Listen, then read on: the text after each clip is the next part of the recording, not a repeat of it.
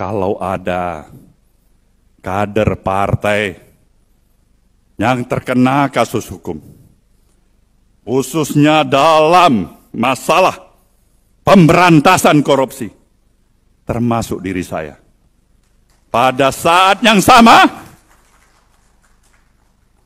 atas dasar kerelaan atau dipecat, meninggalkan partai ini.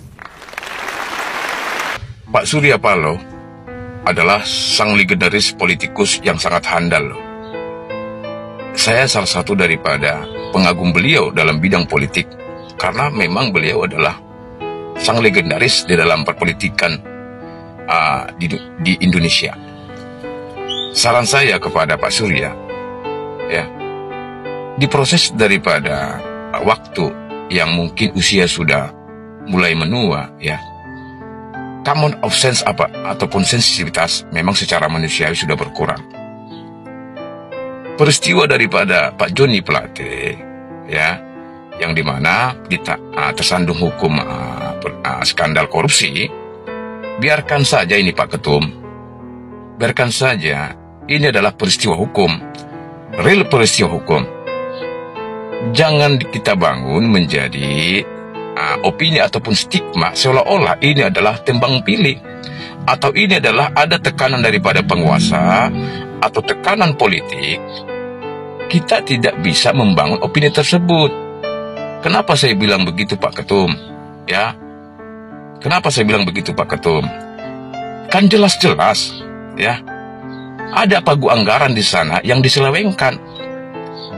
Ketika ini dibangun seolah-olah ini ada tekanan politik segala macam atau tembang pilih, ya, masyarakat akan menggiring daripada ini menjadi proses daripada penuntasan. Artinya penuntasan begini, Pak Ketum, ya, mana ada, apakah iya, ya, seorang sekjen yang dimana kader yang ditempatkan sebagai menteri, yang dimana menteri mengelola anggaran yang begitu besar, terjadi peristiwa di situ, korupsi di situ yang merugikan negara sekitar kurang lebih 8 triliun. Apakah iya seorang Joni S. Plate tidak memberitahu atau berbicara kepada sang pimpinan ataupun kepada ketua umum? Kalau tidak, berarti Pak Ketum salah milih Joni Plate. Kenapa? Dia tidak loyal, dia bermain sendiri, Ketum. Begitu dong. Makanya saya bilang ada dua gendangnya, ya. Beliau tidak loyal kepada pimpinan karena bermain sendiri, tidak memberitahukan ada suatu anggaran di sana yang akan diselewengkan. Gendang kedua, apakah ia tidak memberitahukan? Jadi supaya ini tidak berlarut-larut, ya sudahlah, biarkan ini sebagai peristiwa hukum, jangan ditarik-tarik ke dalam politik, ada tekanan penguasa lah segala macam, tekanan politik dan bla bla bla. Supaya ini bisa tidak melebar kemana-mana, ya udah stop, biarkan hukum berproses. Terima kasih, salam Nusantara, Bangsa Batak Maju, Sanopati 08. Hukum seakan-akan hanya milik mereka yang punya kekuatan lebih. Pernyataan Ketua Umum Partai Nasdem Surya Paloh ini jadi sorotan para netizen. Sebab mulut Surya Paloh dinilai sangat licin, seolah mengandung oli pelumas hingga mudah melontarkan kata apa saja sesuai kepentingan yang dia mau. Yang jadi masalah, para netizen justru jadi bingung sendiri. Soalnya, para netizen tidak tahu persis, apakah pernyataan Surya Paloh itu ditujukan untuk mengkritik diri sendiri atau untuk mengkritik orang lain. Faktanya, Surya Paloh sendiri dikenal orang kebal hukum. Jejak kebal hukum itu setidaknya bisa dilacak ke Pulau Kaliage milik pribadi Surya Paloh di kawasan Kepulauan Seribu, Jakarta. Pada era Gubernur DKI Jakarta di jabat Ahok lalu, Surya Paloh melakukan reklamasi semaunya sendiri di Pulau Kaliage miliknya. Reklamasi ini untuk membangun tempat pendaratan helikopter pribadi. Sayangnya, proses reklamasinya tak pernah meminta izin kepada pemerintah DKI Jakarta. Makanya, reklamasi pembangunan landasan helikopter pribadi Surya Paloh itu akhirnya disegel. Lucunya, pada era Gubernur DKI Jakarta di jabat Anies Baswedan, wujud landasan helikopter Surya Paloh di Pulau Kaliage itu bisa terlihat berdiri megah. Selain itu, Surya Paloh juga bisa membangun gedung-gedung megah di Pulau Kaliage yang sempat dihentikan di era Ahok.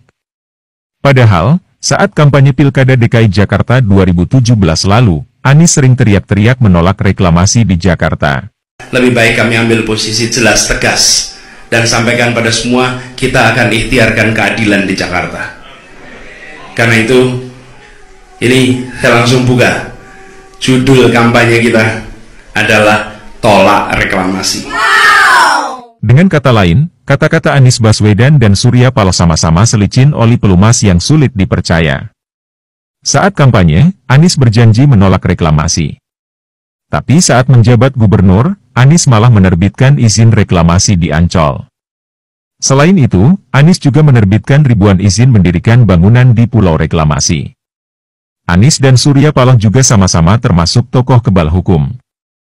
Anies tak pernah dijerat hukum atas banyaknya kasus kelebihan bayar di DKI Jakarta, kasus korupsi pengadaan lahan, hingga kasus penimbunan ribuan ton beras bansos sampai membusuk. Sementara Surya Paloh juga bisa bebas dari kasus BLBI karena memanfaatkan media miliknya untuk menyerang pemerintah. Hal ini diungkap oleh jurnalis senior Pandana Baban. Yang sangat menyolok itu kasusnya Surya Paloh, BLBI, Hotel Tiara. Nah, waktu itu secara kebetulan saya bertandang ke tempat sekretaris kabinet Sudi Silalahi. Pas saya sampai ke tempat Pak Sudi Silalahi, Jaksa Agung Muda Pidana Khusus Endarman Supanji keluar. Saya tanya Pak Sudi, loh, ada apa? Jampitsus datang. Aduh, saya disuruh Jaksa Agung panggil dia supaya stop, jangan diteruskan lagi pemeriksaan Surya Paloh. Loh, kenapa Surya Paloh? Ya dulu diminta diperiksa, ada kasus BLBI Hotel Tiara Medan. Loh, kenapa berhenti? Kenapa disuruh berhenti? Presiden nggak tahan serangan-serangan dari apa? Dari Metro, dari TV, sama kemudian dari media. Daripada berkepanjangan ribut, ya suruh stop aja. Saya cerita itu ke Surya Paloh. Sur, kau pernah diperiksa di Kejaksaan? Iya, pernah sekali. Terus gimana? Ya udah nggak lagi gitu. Ada cerita begini loh. Kok tawa aja. Wah, kok tawa aja. Iya Pak, aku udah tahu itu. Karena Surya Paloh itu teman akrabku puluhan tahun. Gitu. Ya itulah cerita intervensi yang konyol. Ya Allah, ya Tuhanku, Sang Maha Pencipta, dengan ikhlas, dengan kejujuran hati, dengan kerja keras, kami berupaya berikan kesempatan pada pemilu yang akan datang, kami mengatur negeri ini. Berikan kesempatan ya Allah untuk mengatur negeri ini, kami janjikan. Dan kutuklah kami termasuk diriku ini kalau kami mengkhianatin komitmen ini. Kami ingin perbaiki bangsa ini, saudaraku semuanya. Sisa hidup yang ada ini ingin kami berikan, terutama saya sebagai pimpinan ini, berikan ya Allah. Sebelum mencabut nyawaku, aku ingin lihat Indonesia yang lebih baik daripada hari ini. Aku ingin lihat Indonesia yang lebih baik, Indonesia yang pemimpinnya tidak lagi berpura-pura dengan kemunafikan seperti hari ini ya Tuhanku. Izinkan kami ingin memperbaiki ini.